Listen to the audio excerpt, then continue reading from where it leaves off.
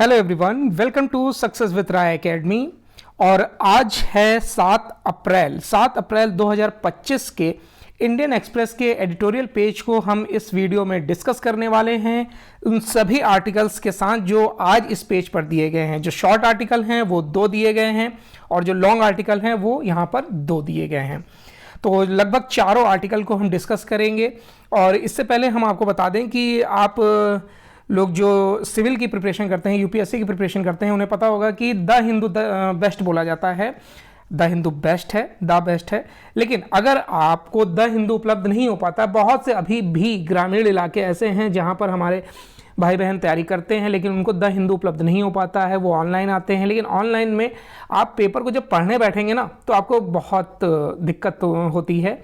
हाँ, अगर डिस्कशन आप सुनते हैं तब आपको दिक्कत नहीं होगी क्योंकि आप एक तरीके से क्लास की तरीके उसे देखकर स्क्रीन पर समझ सकते हैं। तो अगर आपको इंडियन एक्सप्रेस आसानी से मिल जाता है तो आप इसका भी एडिटोरियल प्रेफर कर सकते हैं। पिछले 4-5 साल में इसके एडिटोरियल में काफ़ी सुधार हुआ है और अच्छा रिजल्ट भी मिल रहा है। तो चलिए अब आज के इस वीडियो को स्टार्ट करते हैं अपने पहले आर्टिकल के साथ, जो है ह्यूमन राइट्स एंड रॉन्ग्स। ये जो ह्यूमन राइट्स है वो सही है या गलत है, मतलब ह्यूमन मानवता जो है वो सही है या गलत है, इसका हिंदी अर्थ हम यहीं पर समझ सकते हैं। इस आर्टिकल में बताया गया है कि कॉमन कॉज की एक रिपोर्ट आई है और इस रिपोर्ट में देखिए बताया गया है कि 20% जो पुलिसकर्मियों को लगता है कि जनता में डर पैदा करने के लिए पुलिस द्वारा जो कठोर तरीके अपनाए जाते हैं और वो बहुत ज़रूरी है। वहीं पर 35% को लगता है कि ये कुछ हद तक ज़रूरी है। बाकी 55% पुलिसकर्मियों को ये कुछ हद तक कठोर तरीकों के पक्ष में ही है, मतलब थर्ड डिग्री ना इस्तेमाल की जाए लेकिन कुछ कठोरता दिखाई जाए। खास बात यह है कि उन्होंने यातना के बारे में कोई बात नहीं की, यानी थर्ड डिग्री का किस तरीके से इस्तेमाल किया जाए इस बारे में उन्होंने कोई बात नहीं की है। ये कठोर तरीके क्या हैं और किस स्तर पे वे यातना के आयाम ग्रहण करते हैं और किस तरीके से थर्ड डिग्री दी जानी चाहिए, कब दी जानी चाहिए, वो तो इस रिपोर्ट में नहीं प्रकाशित किया गया है। लेकिन परसेंटेज जो दिया गया है, कितने पुलिसकर्मियों पर ये सर्वे किया गया, कहाँ कहाँ किया गया और इसका रिजल्ट क्या निकल कर आता है, क्या ये सही है या गलत, इस पूरी बात को हम इस आर्टिकल में डिस्कस करेंगे जो प्रकाश सिंह ने लिखा है। नेक्स्ट जो आर्टिकल है हमारा वो है रीचिंग आउट, यानी कि पहुंच। अब यहां पर बिम्स्टेक में जो शिखर सम्मेलन बिम्स्टेक का हुआ है, एक ऐसा अवसर था जिसका लाभ भारत ने अपनी एक्ट ईस्ट नीति को मूर्त रूप देने के लिए उठाया है। किस तरीके से उठाया है, क्या लाभ रहेगा बिम्स्टेक का, लगभग हम 3-4 सेशन से इस आर्टिकल को डिस्कस कर रहे हैं। बिम्स्टेक को आज भी देख लेंगे क्योंकि बिम्स्टेक अब समाप्त हो गया है। किसको अध्यक्षता मिली है अगले 2 वर्षों के लिए, वो हम इस आर्टिकल में देखेंगे। उसके बाद द काउंटर स्ट्राइक, यानी कि यहां पर जवाबी हमला। अब यहां पर ट्रंप का जो टैरिफ है जो चाइना पर 54% तक लगा दिया गया है, उसके एवज में चाइना ने कितने % का टैक्स लगाया है, उसका क्या असर रहेगा, ये हम इस आर्टिकल में डिस्कस करेंगे। उसके बाद है on rare disease falling short, यानी कि यहाँ पर जो गंभीर बीमारियां हैं उसके लिए जो पेटेंट के अधिकार होते हैं, अगर हम उसमें कुछ ढील दें, नरमी बरतें और उसको लगभग हर कंपनी को अगर वो पेटेंट मिल जाए दवा बनाने का, तो दवाइयों की जो बहुत, जैसे कैंसर हो गया, इन सब की दवाइयाँ जो बहुत महंगी हैं उसके रेट गिर सकते हैं, उसके दाम गिर सकते हैं। उसी पर ये आर्टिकल लिखा गया है हरीश बिरेन ने। तो इस आर्टिकल को भी हम देखेंगे। तो चलिए स्टार्ट करते हैं अपने फर्स्ट आर्टिकल को।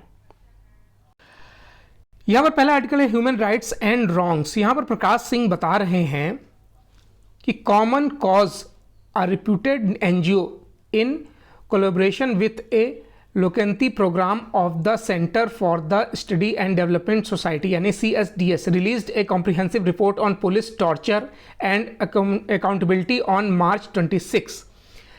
कॉमन कॉज एक प्रतिष्ठित गैर सरकारी संगठन ने centre for the studies of developing society के लोक नीति कार्यक्रम के साथ मिलकर 26 मार्च को पुलिस यातना और गैर जवाबदेही पर एक व्यापक रिपोर्ट जारी की है। इस जो रिपोर्ट जारी की है यह भारत में पुलिस हिंसा और यातना के निरंतर बने रहने में योगदान देने वाली प्रकृति, कारणों और कारकों की पड़ताल करता है। इस अध्ययन में 17 राज्यों की पुलिस को शामिल किया गया है, जिसमें 8,276 पुलिस कर्मियों के साथ इसमें वार्ता की गई है, जिसमें राज्य भी हैं और केंद्र शासित प्रदेश भी हैं। और ये पूरी रिपोर्ट इन्हीं 8,276 पुलिस कर्मियों से बातचीत पर आधारित है।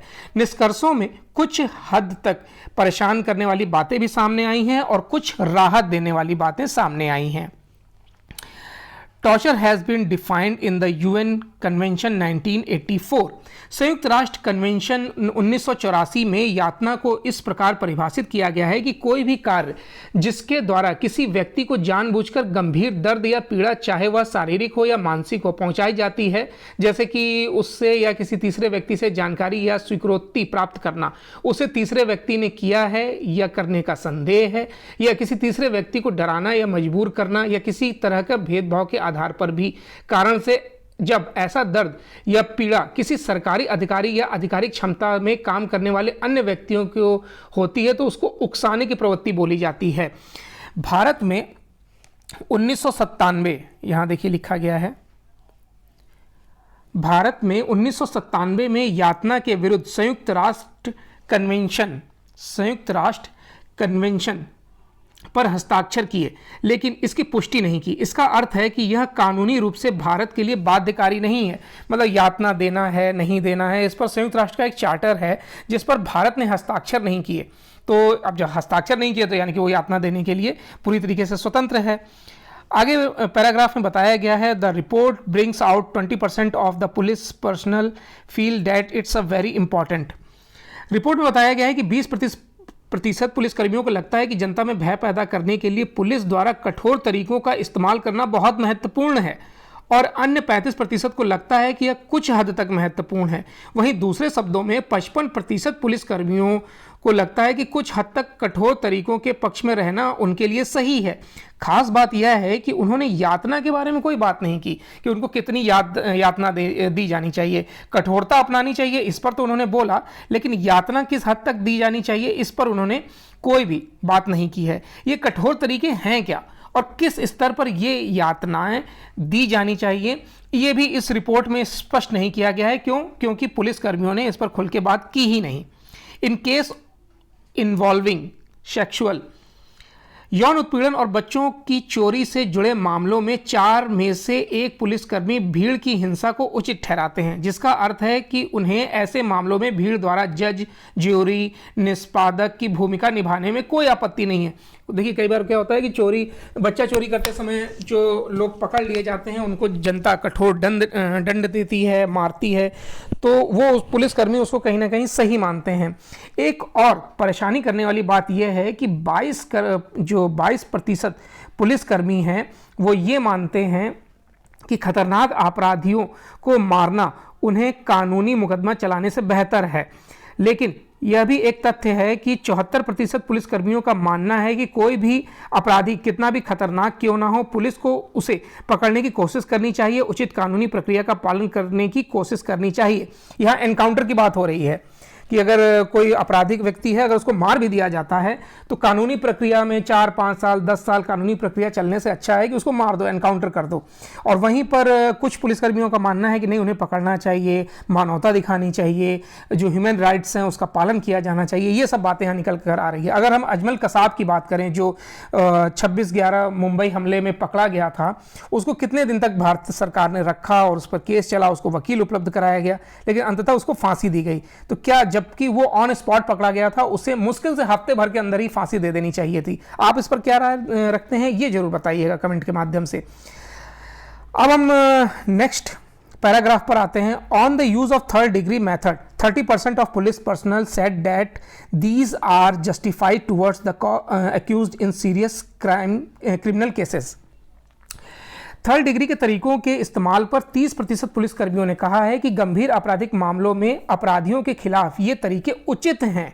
आश्चर्यजनक से 9% छोटे मोटे अपराधों में इन तरीकों को उचित ठहराया गया है। दुर्भाग्य से यातना के शिकार ज़्यादातर गरीब और हाशिए पर पड़े समुदाय के ही लोग होते हैं। बड़े लोग तो कानूनी प्रक्रिया को अपनी जेब में रखते हैं।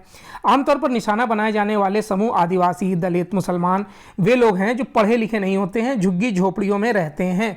यही सी बात है, कोई अब यहाँ पर विजय माल्या की अगर बात ले ली जाए, या फिर जो मोदी, नीरव मोदी थे, क्या उन पर थर्ड डिग्री इस्तेमाल हो सकती है? कभी नहीं।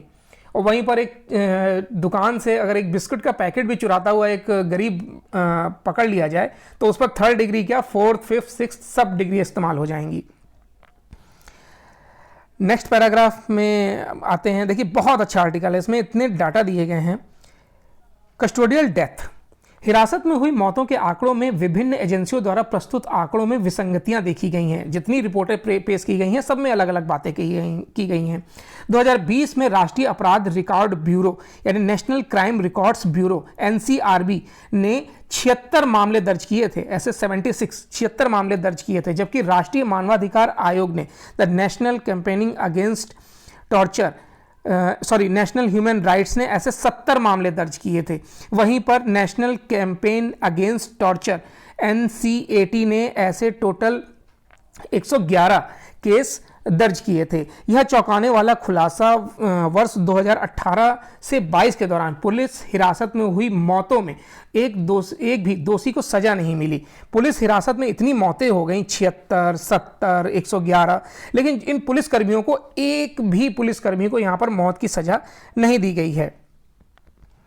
आगे बताया गया है, the encouraging part of the report is where the researchers found that an overwhelming 79% of police personnel favoring training in human rights। Report का एक उत्साहजनक हिस्सा यह है कि जहां शोधकर्ताओं ने पाया कि 79% पुलिसकर्मी मानवाधिकारों में प्रशिक्षण के पक्ष में हैं, 71% ने यातना की रोकथाम की सिफारिश की है और 79% ने साक्ष्य आधारित पूछताछ तकनीक का समर्थन किया है, यानी कि जब सबूत हो तभी आप पूछताछ करिए। आगे रिपोर्ट में बताया गया है, रिपोर्ट में कहा गया है कि वकीलों और न्यायाधीशों के बीच इस बात पर आम सहमति थी कि पुलिस के समक्ष दिए गए इकबालिया बयान को भी कभी भी अस्वीकार नहीं माना जाना चाहिए। यह रिकॉर्ड रखना उचित है कि जो समिति है उन्होंने क्या सुझाव दिए हैं, इस पर भी फोकस किया जाना चाहिए। अगर यहाँ पर बता रहा है कि भारत के विधि आयोग ने अपनी 69वीं रिपोर्ट, जो कि यहां पर देखिए लिखा गया है, विधि आयोग ने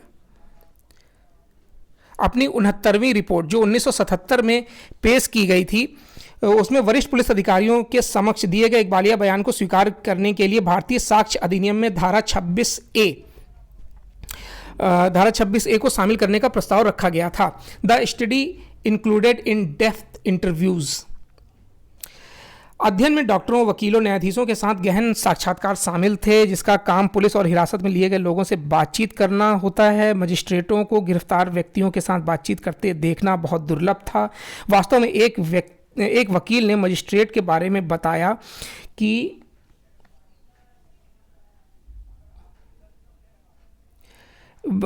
डॉक्टरों को मूक दर्शक माना जाता है, जो कुछ भी रिकॉर्ड नहीं करते या फिर नहीं पूछते हैं। उन्हें कहाँ कब गिरफ्तार किया गया, डॉक्टरों को इसके बारे में कोई जानकारी नहीं होती है, वो बस इलाज करते हैं। इसके बारे में ना वो पुलिस को बताना जरूरी समझते हैं, ना वकील को, ना न्यायालय को। यहाँ पर ये ड्रॉबैक बताया गया है, इस रिपोर्ट में इस बात को ड्रॉबैक बताया गया है। द स्टडी इन फैक्ट, अध्ययन में वास्तव में यातना की घटनाओं के लिए सभी संबंधित एजेंसियों को दोषी पाया गया है। बेशक पुलिस मुख्य दोषी है, मजिस्ट्रेट निष्क्रिय भूमिका निभाकर योगदान देते हैं, यानी कि पुलिस भी उस पर कोई जो सख्त निर्णय नहीं लेती है। डॉक्टर विशेषज्ञों को नियुक्त ना करके जो यातना के संकेतों की पहचान कर सके, पुलिस डॉक्टर को भी नियुक्त नहीं किया जाता है कि जो टॉर्चर के निशान हैं उनकी पड़ताल की जाए। राष्ट्रीय मानवाधिकार आयोग की यातना को परिभाषित ना करने और यातना के पीड़ितों के प्रति उनके रंगीन रवैये के लिए आलोचना की गई है। मतलब डॉक्टर हों या न्यायाधीश हों, कोई भी इस पर गंभीरता से विचार नहीं करता है। गरीब मारा गया, मार दिया गया, पुलिस ने यातना दी, यातना दे दी, मतलब कोई इसमें सीरियस पॉइंट नहीं है। रिपोर्ट में एक गंभीर कमी यह है कि इसमें भारतीय संदर्भ में यातना के इस्तेमाल में योगदान देने वाले कारकों पर कोई टिप्पणी नहीं की गई है। संक्षेप में अगर हम बात करें तो औपनिवेशिक एक पुलिस संस्कृति का जारी रहना जिसका कोई औचित्य नहीं है, जवाबदेही का लगभग अभाव, त्वरित परिणामों के लिए राजनीतिक आकांक्षाएं, यानी कि पहली बात तो कोई जवाबदेही नहीं है पुलिस की, राजनीतिक दबाव रहता है, वरिष्ठ अधिकारियों का दबाव रहता है, अपर्याप्त प्रशिक्षण, यानी कि पुलिस वालों को ठीक से प्रशिक्षण तक नहीं दिया जाता है, और समय सीमा में भी कोई रिपोर्ट प्रस्तुत नहीं की जाती है, सीमा विवाद आ जाता है, न्याय प्रणाली की ये पूरी विफलताएं हैं जो इस रिपोर्ट में खुलकर सामने आई हैं। टॉर्चर इज सैडली, दुखद बात यह है कि दुनिया भर में पुलिस बल द्वारा यातना का प्रयोग किया जाता है। अमेरिका में पुलिस द्वारा सबसे अधिक परिष्कृत और क्रूर तकनीकों का उपयोग किया जाता है। यहाँ पर बंदियों के साथ आपने देखा होगा वीडियो वगैरह में भी किस तरीके से हथकड़ी बांधकर ज़मीन पर लेटा दिया जाता है, पुलिसकर्मी उस पर चढ़ जाते हैं। तो ये सब बातें भी इस रिपोर्ट में बताई गई हैं कि अगर हम अमेरिका की पुलिस की बात करें तो वो तो और भी यातना देते हैं। अब आगे रिपोर्ट में बताया जा रहा है कि हालांकि इसका मतलब यह नहीं है कि किसी भी परिस्थिति में यातना के इस्तेमाल को उचित ठहराया जा सकता है। भारत को यातना के खिलाफ कानून बनाना चाहिए, संयुक्त राष्ट्र सम्मेलन की पुष्टि करनी चाहिए और सर्वोच्च न्यायालय द्वारा निर्धारित बाहरी दबावों से पुलिस को बचाने के लिए प्रभावी कदम उठाए जाने चाहिए। ऐसे उपायों से पुलिस मानवीय और पेशेवर बनेगी, कानून के शासन को कामयाब रखेगी, मानवाधिकारों का सम्मान करेगी और लोगों का भरोसा और विश्वास भी इसमें जीतेगी। यहाँ दिया गया है ना, trust and confidence, trust and, सबसे last line, trust and confidence. और ये जरूरी भी है। आज पुलिस को देखते छोटे बच्चे डर जाते हैं, उन्हें क्या पता कि पुलिस क्या है, लेकिन उन्हें पता है कि ये क्रूर होते हैं, ये मारते हैं। तो इन सब बात, इस रिपोर्ट को अगर गंभीरता से लिया जाए तो इसमें काफ़ी बातें बताई गई हैं। अब नेक्स्ट आर्टिकल पर आते हैं। नेक्स्ट आर्टिकल है रीचिंग आउट, यानी कि पहुंच। बिम्स्टेक शिखर सम्मेलन की यहाँ पर बात हो रही है। यहाँ बताया जा रहा है कि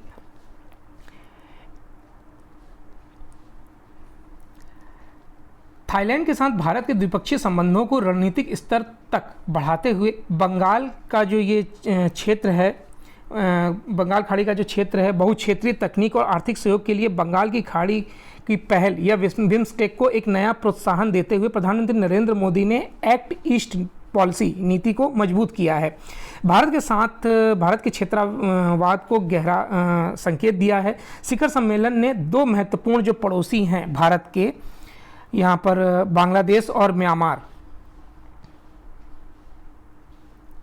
बांग्लादेश और यहाँ म्यांमार के नेताओं के साथ जुड़ने का एक मूल्यवान अवसर भी प्रदान किया। हालांकि थाईलैंड भारत के पूर्व में बगल में है और दोनों देश ऐतिहासिक और सभ्यतागत संबंधों से बंधे हुए हैं। बैंकॉक को नई दिल्ली के विदेश नीति मानचित्र का एक रणनीतिक प्रोफाइल हासिल नहीं हुआ है, जिसका वह हकदार भी है। हालांकि म्यांमार को इसमें अब ऐड किया जाना चाहिए, म्यांमार को भी गंभीरता से लिया जाना चाहिए। म्यांमार के प्रति जो नीतियां हैं भारत को, उसको बदलना चाहिए। इंडोनेशिया हो गया, यहाँ पर देखिए लिखा गया है, इंडोनेशिया, मलेशिया, सिंगापुर और हाल ही में फिलीपींस ने भारत के दिमाग पर जोर डाला है, हावी हुए हैं। और थाईलैंड दक्षिण पूर्व एशिया में दूसरी सबसे बड़ी अर्थव्यवस्था है, लेकिन भारत के लिए चौथा सबसे बड़ा व्यापारिक साझेदार है। थाईलैंड की यहाँ पर बात हो रही है। अगर हम दक्षिण साउथ ईस्ट एशिया की बात करें तो ये दूसरा सबसे बड़ा इकोनॉमी है और भारत के लिए चौथा सबसे बड़ा ट्रेडिंग पार्टनर है। तो इस तरफ भी फोकस किया जाना चाहिए। Modi's brief sojourn in Bangkok में मोदी की संक्षिप्त यात्रा, जो एक दशक से अधिक समय में पहली द्विपक्षीय यात्रा है, ने द्विपक्षीय संबंधों को आगे बढ़ाने में पिछले कुछ वर्षों में किए गए प्रयासों को और मजबूत किया है। भारत के लिए वीज़ा मुक्त यात्रा पर बैंकॉक के फैसले की बदौलत थाईलैंड भारतीय मध्यम वर्ग के लिए अवकाश, जो छुट्टियां होती हैं, वो बनाने के लिए सबसे बेहतर प्लेस माना जाता है। इस बीच दोनों देशों के सुरक्षा प्रतिष्ठानों के बीच सहयोग बढ़ा है। दोनों पक्ष अब रक्षा और प्रौद्योगिकी पर सहयोग के लिए विशेष रूप से आगे आए हैं, अंतरिक्ष के क्षेत्र में बढ़ावा हासिल कर रहे हैं। और इसमें हम बात करें थाईलैंड के साथ भारत का गहराता द्विपक्षीय सहयोग बिम्स्टेक मंच को पुनर्जीवित करने के लिए एक अच्छा संकेत भी है, जो दक्षिण एशिया के 5 देश, यहाँ पर भूटान, बांग्लादेश, इंडिया, नेपाल और श्रीलंका की बात हो रही है। और दक्षिण पूर्व एशिया में 2 देश, म्यांमार और थाईलैंड को साथ लाता है। 1997 में शुरू किया गया ये मंच, यानी बिम्स्टेक जो है 1997 में शुरू किया गया था। मोदी सरकार ने बिम्स्टेक को फिर से शुरू करने और इस पर प्रगति करने के लिए विशेष कदम उठाया है। सार्क के काठमांडू शिखर सम्मेलन में यह स्पष्ट हो गया था कि पाकिस्तान उपमहाद्वीप के क्षेत्रीय आर्थिक एकीकरण की दिशा में कोई कदम उठाने को तैयार नहीं है। इसीलिए सार्क को कमजोर मानते हुए प्रधानमंत्री जो नरेंद्र मोदी हैं, उन्होंने पूरी तरीके से फोकस करने की कोशिश की है बिम्स्टेक पर। सार्क जो सम्मेलन हुआ था उसमें सार्क कहीं ना कहीं कमज़ोर साबित हुआ था, कई नेता नहीं आए थे, भारत ने भी कुछ बढ़ चढ़ कर उस पर हिस्सा नहीं लिया था, इसलिए वो कमज़ोर बन गया। बैंकॉक शिखर सम्मेलन में समुद्री परिवहन सहयोग समझौते पर हस्ताक्षर किए गए हैं और मंच के लिए एक विजन दस्तावेज को अपनाया गया है कि आगे हम किस तरीके से कार्य करेंगे। ये भी जरूरी था क्योंकि पाकिस्तान जो है वो कुछ ना कुछ कार्य ऐसा करता रहता है जिस पर भारत भरोसा नहीं जता पाता है, और सार्क का कमजोर होने का कारण ही यही है। जी देखिए, ये जो बिम्स्टेक है वो सार्क के ऑप्शन के तौर पर देखा जा रहा है और व्यापारिक दृष्टिकोण भी इसमें बढ़ता जा रहा है। हर देश इसमें व्यापार की दृष्टि से अब जुड़ता जा रहा है, महत्वपूर्ण मानता जा रहा है। अब यहाँ पर बताया जा रहा है on the margin of the BIMSTEC summit. BIMSTEC शिखर सम्मेलन के दौरान प्रधानमंत्री मोदी ने म्यांमार के वरिष्ठ जनरल मिन ऑन्ग ह्वांग से मुलाकात की और देश को उस बड़े भूकंप से निपटने की सहायता पेशकश की जिसमें हजारों लोग मारे गए थे और पहले से ही गहरे संकट में फंसे देश को हिलाकर रख दिया था। आपको बता दें कि भारत जो म्यांमार में 7.7 रिक्टर स्केल का जो भूकंप आया था उसके बाद भारत ने जो मानवीय सहायता प्रदान करी थी उसे ऑपरेशन ब्रह्मा का नाम दिया था। म्यांमार में बढ़ती अस्थिरता और बढ़ते गृह युद्ध में दक्षिण और दक्षिण पूर्व के बीच पुल के लिए बिम्स्टेक को एक अवधारणा के रूप में देखा जा रहा है। म्यांमार का बढ़ता अंतर्राष्ट्रीय अलगाव मामले को और बदतर बना रहा है। बांग्लादेश में अंतरिम सरकार के जो सलाहकार हैं मोहम्मद यूनुस के साथ मोदी की मुलाकात पिछले अगस्त में शेख हसीना के सत्ता के बेदखल होने के बाद से दिल्ली और ढाका के बीच बढ़ते तनाव को कम करने का पहला स्वागत योग्य कदम है, क्योंकि 5 अगस्त 2024 को जो बांग्लादेश में तख्ता पलट हुआ था उसके बाद से शेख हसीना भारत में ही शरण लिए हुए हैं। बांग्लादेश में हिंदू अल्पसंख्यकों के खिलाफ सरकार की ओर से जारी शत्रुतापूर्ण बयानबाजी और सीमा पर बढ़ती घटनाओं पर चिंताओं को व्यक्त करते हुए प्रधानमंत्री ने व्यवहारिकता के आधार पर बांग्लादेश से मुलाकात की और सकारात्मक रवैया अपनाने का इसमें सकारात्मक रवैया बताने की बात की है।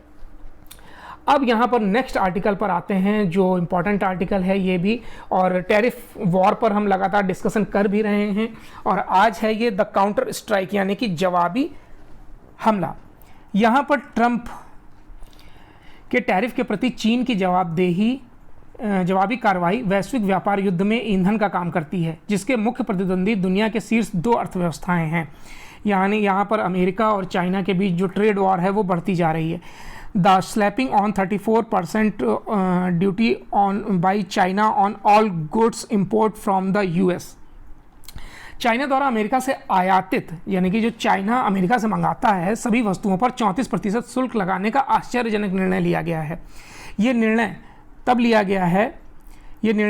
गया है जब ट्रंप ने 2 अप्रैल को इसमें हिस्सा लिया था और घोषणा की थी कि हम टैरिफ लागू कर रहे हैं। पहले चाइना पर 10% का टैरिफ था 10% का टैरिफ था और फिर उसको बढ़ाकर इसमें कर दिया गया 20% का। 20% के बाद फिर उसको किया गया 34 के बाद अब जो टोटल ओवरऑल हम बात करें तो वो टैरिफ हो गया है 54% का। 54% का ओवरऑल टैरिफ हो गया है, जो कि बहुत ज़्यादा माना जा रहा है। और जाहिर सी बात है चाइना ने इसके लिए फिर पलटवार करते हुए 34% का टैरिफ ऐलान कर दिया है। ट्रंप के निशाने पर चीन है, इस बात से भी स्पष्ट है कि उन्होंने इंडोनेशिया में यहाँ पर देखिए दिया गया है, उन्होंने इंडोनेशिया पर 32% का टैरिफ लगाया है और बांग्लादेश पर 37% का, श्रीलंका पर 44% का और सीधे उन्होंने और बाकी भी कंट्री हैं कंबोडिया वगैरह इन सब पर उन्होंने कम का ही लगाया है, लेकिन चाइना पर उन्होंने लगा दिया है 54% का। ये वे देश हैं जहां चीनी फर्मों ने अपने कम श्रम लागत का लाभ उठाने के साथ साथ अमेरिकी टैरिफ को दरकिनार करने के लिए निर्यात को पुनर्निर्देशित करने के लिए विनिर्माण सुविधाएं स्थापित की हैं। वियतनाम से अमेरिका को बढ़े हुए निर्यात का एक बड़ा हिस्सा चीनी कंपनियों से आता है। उन्होंने 2018 में अपने पहले कार्यकाल के दौरान ट्रंप द्वारा चीन पर टैरिफ लगाने के बाद वहां उत्पादन स्थानांतरित कर दिया था। इस बार उन्होंने चीन पर ही ध्यान केंद्रित कर दिया है, बल्कि बीजिंग की विस्तारित आपूर्ति श्रृंखला को निशाना बनाया है। जिस तरीके से चाइना सप्लाई करता है दूसरे देशों में उसको निशाना बनाया गया है। Things could worse. अगर चीन अमेरिका को अपने व्यापारिक निर्यात में हुए नुकसान यानी 2024 में कुल $3.6 ट्रिलियन में से $438.9 बिलियन का नुकसान जो हुआ था, भरपाई मुद्रा अवमूल्यन या अन्य बाजारों में जो डंपिंग के माध्यम से करता है, तो हालात हैं और ख़राब हो सकते हैं। कुल मिलाकर जो ये टैरिफ वॉर छिड़ा हुआ है उसमें सबसे ज़्यादा नुकसान दिख रहा है वो चाइना का दिख रहा है। और चाइना का इसमें सबसे बड़ा ड्रॉबैक ये है कि अमेरिका उसका प्रमुख निर्यातक देश रहा है, लेकिन जब वहाँ पर सप्लाई ही नहीं हो रही है, इतना भारी शुल्क लगेगा तो चाइना कतराएगा। और चाइना ने तो सिर्फ 34% का लगाया है, अमेरिका ने तो 54% का लगाया है। तो इसमें अब और क्या आगे आने वाले दिनों में ट्रेड वॉर होगा, शेयर मार्केट पर भी इसका असर जरूर पड़ेगा। अब इस आर्टिकल को हम लोग देख लेते हैं। इस आर्टिकल में जो बताया गया है कि 3 दशक बीत चुके हैं, 3 decades have passed, 3 दशक बीत चुके हैं जब सर्वोच्च न्यायालय ने कहा था कि स्वास्थ्य और चिकित्सा देखभाल का अधिकार संविधान के अनुच्छेद 21 के तहत एक मौलिक अधिकार है। अनुच्छेद 41 में निहित राज्य नीति निर्देशक सिद्धांत बीमारी और विकलांगता के मामले में सार्वजनिक सहायता को अनिवार्य करते हैं। हालांकि केंद्रीय स्वास्थ्य और परिवार कल्याण मंत्रालय दुर्लभ बीमारियों के उपचार के लिए अपने दृष्टिकोण में इस बुनियादी अधिकार को सुनिश्चित करने में विफल रहा है। संसद में देखिए, यहाँ पर कुल मिला के हम आपको बताएं इस आर्टिकल में क्या बताया गया है कि जो पार्लियामेंट है उन्होंने 13,479 पेटेंट के रजिस्टर्ड होने की सूचना दी है। पेटेंट क्या होता है, जैसे मान लीजिए हमारा चैनल है या आपने कोई कंपनी स्टार्ट करी, मान लीजिए रैमसन कोई आपने एक कंपनी स्टार्ट करी है और वो कंपनी कुछ खाद्य पदार्थ बनाती है, तो आप उस कंपनी का पेटेंट लेंगे। पेटेंट मतलब अधिकार हो जाएगा कि इस नाम को कोई और यूज़ नहीं कर पाएगा, रामसन को आपके अलावा कोई यूज़ नहीं कर पाएगा और सारे अधिकार जो होंगे वो आपके पास होंगे। तो इसी पेटेंट के बदौलत कई ऐसी जो दवाइयाँ हैं जिनका दाम मार्केट में हाई रहता है, अगर उस पेटेंट में ढील दे दी जाए, कुछ टैक्स की छूट दे दी जाए, तो और भी कंपनियाँ उस दवा को अगर बनाएंगी तो मार्केट में उसका फ्लो अधिक होगा, दवाइयाँ मार्केट में उपलब्ध ज़्यादा होंगी, कंपटीशन बढ़ेगा, तो जाहिर सी बात है रेट कम रहेंगे। एग्जाम्पल लेते हैं जैसे पैरासीटामोल का, आज सिप्ला भी बनाती है, सन फार्मा भी बनाती है, अजंता फार्मा बनाती है और जितने भी फार्मा कंपनियां हैं वो सभी पैरासीटामोल बनाती हैं। इसलिए ऑप्शंस हैं लोगों के पास पैरासीटामोल का, कम प्राइस में भी। वो पैरासीटामोल का एक पत्ता आपको 15 रुपये में भी मिलता है और 85 रुपये में भी मिलता है। असर दोनों का लगभग समान रहता है, तो लोग 15 रुपये वाले को ज़्यादा प्रेफर करेंगे। तो इसीलिए ये यहाँ पर पेटेंट की बात की जा रही है कि अगर वो पेटेंट होगा तो ये कैंसर की जो दवाइयाँ हैं वो कम प्राइस में होंगी, उपलब्ध रहेंगी और इसका फ़ायदा लोगों को ही मिलेगा। तो ये आज का 7 अप्रैल 2025 का इंडियन एक्सप्रेस का एडिटोरियल पेज था। आई होप आपको ये वीडियो अच्छा लगा होगा। अगर वीडियो अच्छा लगा हो तो लाइक और शेयर कर दीजिएगा। इस वीडियो से अगर कोई सुझाव हो संबंधित तो आप ज़रूर बताइएगा। वीडियो देखने के लिए बहुत बहुत धन्यवाद।